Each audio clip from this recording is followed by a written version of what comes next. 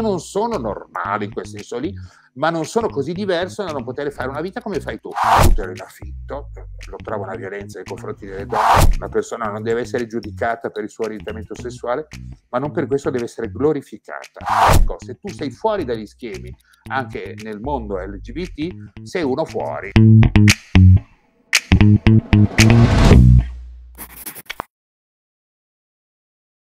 Live con Mauro Coruzzi, come stai Mauro? Bene, grazie. E tu dove sei intanto? Perché In questo momento a Milano, come ti dicevo vivo tra Milano e l'Inghilterra, ma in questo momento mi trovo a Milano proprio per lavorare per Libero Quotidiano su questo molto progetto. bene, molto bene. Ecco, molto. facciamo un piccolo salto indietro, la tua infanzia. Ovviamente tu hai affrontato un'infanzia per arrivare poi a vivere. Ma ti pare che io possa ricordare quel periodo trascorso in buona parte, da quello che riesco a ricordare, evidentemente prima in un asilo di suore, gestito da suore, dove mamma aveva però pensato, insieme a papà che faceva il laboratore, mamma era un'operaia, molto in anticipo sui tempi, una donna che aveva già molto chiaro come si poteva gestire una famiglia lavorando fuori, come faceva lei tutto il giorno. Insomma, morale, chiese alle suore che mi tenessero tutto il giorno. Hai avuto un'infanzia serena?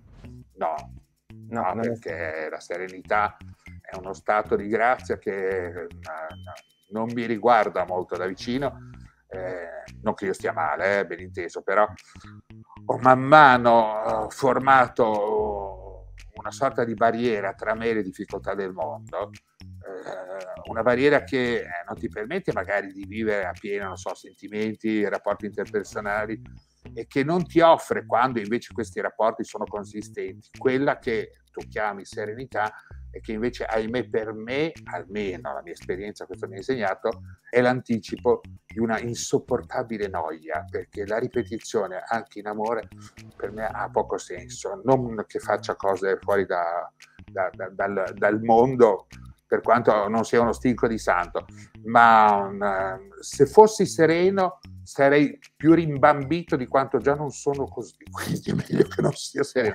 È l'inquietudine la mia vera serenità.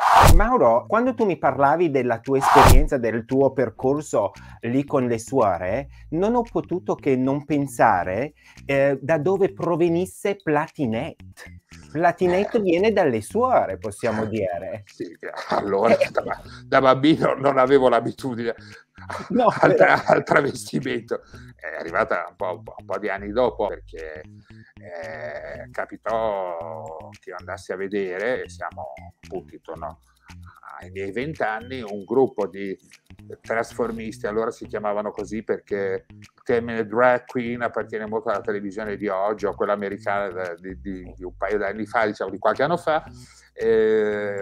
Erano talmente brutte, talmente orrende, talmente incapaci, che mi innamorai di quello stile lì, che poi avendole conosciute, avendole frequentate e avendo fatto parte del gruppo, avevo compreso che si trattava invece di una ricerca molto approfondita in un mondo quale quello della comunicazione teatrale, pieno di sfumature. Mi ha convinto che la strada, almeno per quanto mi riguarda, dal travestimento in poi, avendo conosciuto questo gruppo che si chiamava Le Pumitrozzole, che sembra il nome di un simpatico animaletto, non so di quale bosco, ma in realtà è un sincretico di puttane, mignotte, troie e zoccole, pumitrozzole.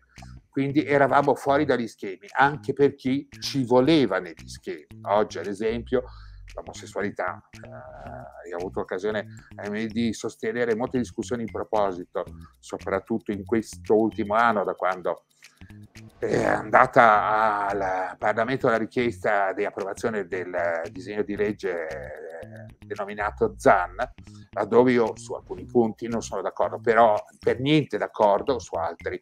Non c'è dubbio alcuno che ci vuole una difesa di diritti, così come ci vuole una consapevolezza dei propri doveri. Una persona non deve essere giudicata per il suo orientamento sessuale, ma non per questo deve essere glorificata. E quindi ho sempre teso a criticare e a metterci quella parola in più, magari forse ritenuta per qualcuno non indispensabile, ma per me utile, perché prima di andare, come si dice, addosso allo stile di vita degli altri, bisogna riconoscere i limiti del proprio e non fare guerra, ma cercare un punto di incontro. Sai Mauro, io penso che comunque il dialogo sia fondamentale un po' in tutto, no?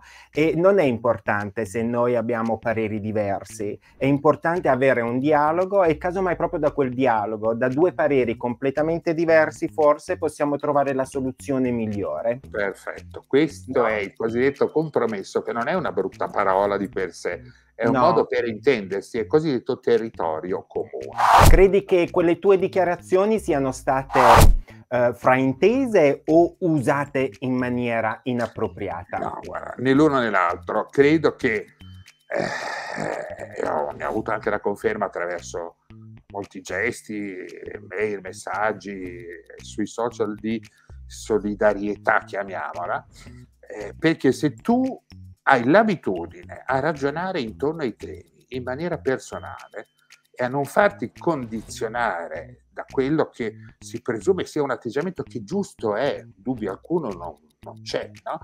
Ma se io dico, ancora oggi, i punti principali che ho discusso relativi al DDL Zan riguardavano l'utero in affitto, lo trovo una violenza nei confronti delle donne e non ho sentito una voce da parte dei cosiddetti gruppi LGBT prendere una posizione, se non da parte delle lesbiche che si sono schierate in maniera molto consistente contro questa parte del disegno di legge, così come non trovo giusto, almeno, e ribadisco un'opinione molto personale, il trasformare, non so, no, i membri della famiglia invece che madre e padre, in genitore 1 e genitore 2. No? Mi sembra nasciamo da una famiglia dove c'è un padre e c'è una madre.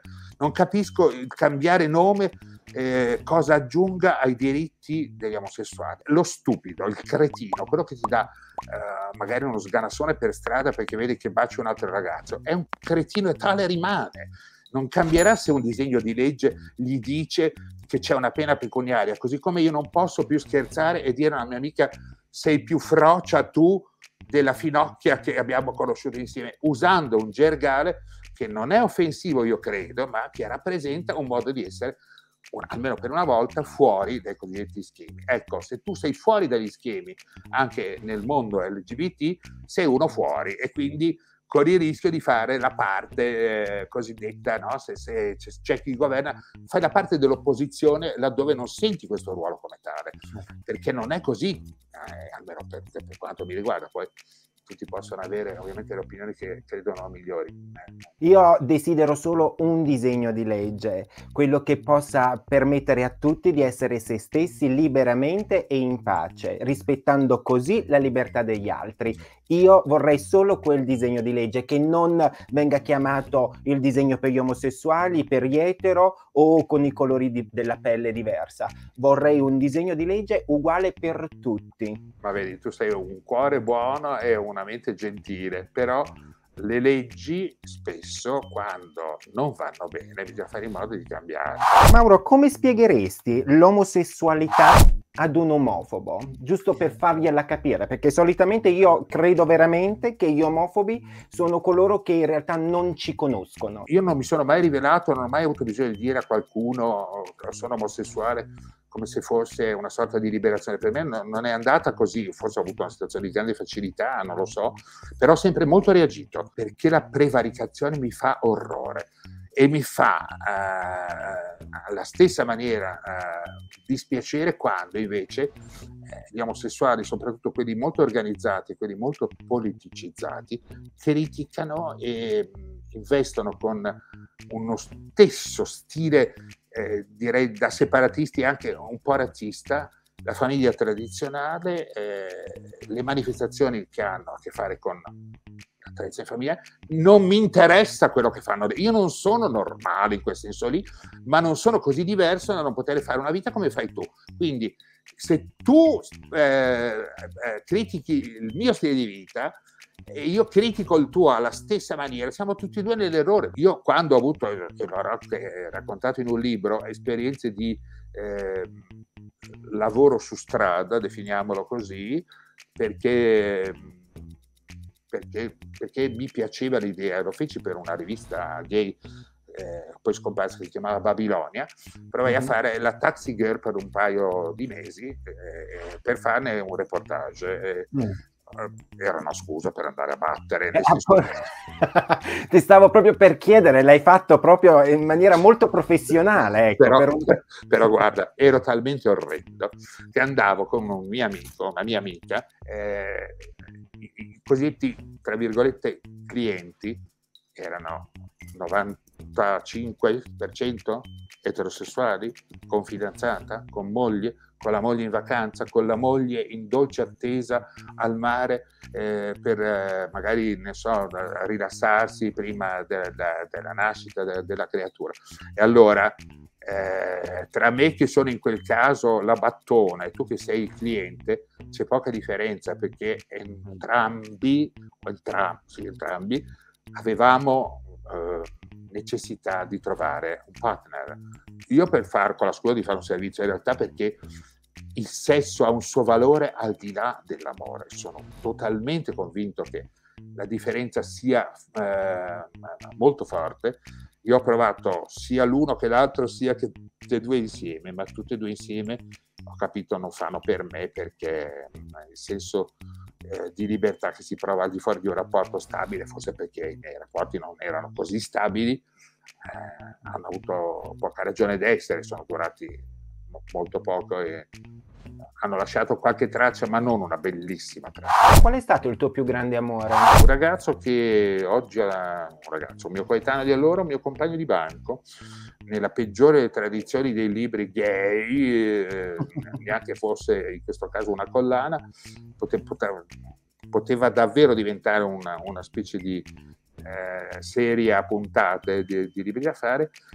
Innamoramento, vicini di casa, compagni di scuola, lui più grande però un mezzo asino, per cui bocciato. Ciri, non fare tanto rumore che siamo alla televisione. Eccola, che bella che è. Trascurato un secondo, allora voleva farsi vedere, perché ha un po' il carattere da star, come tante cagne che vanno in televisione. E con lui non credo che sia mai finita, perché ha rappresentato la scoperta non dell'attrazione da parte mia nei suoi confronti, perché lui poi mi disse: io non sono come te, per cui c'è storia tra noi, però sai, quando un tuo compagno ti fa capire, e lui in questo fu molto crudele, che la sua enorme capacità seduttiva, non data dalla bellezza, ma data da una serie di componenti, cioè se uno ti regala un libro, che poi, non so, nel mio caso era un libro di André Gide che lui mi regalò, dove c'era scritto: per quello che noi non saremo mai, ma che tu hai pensato di essere anche solo per qualche secondo, scordati di me. Questa è la dedica, che ovviamente non mi dimentico. Lui continua a essere il mio più grande amore, nel senso vero della passione. Siamo arrivati al termine di questa intervista. L'ultima cosa che volevo chiederti è se hai voglia di aggiungere qualcosa a questa intervista che non ti ho chiesto. No, guarda, non bisogna mai aggiungere qualcosa, né bisogna mai.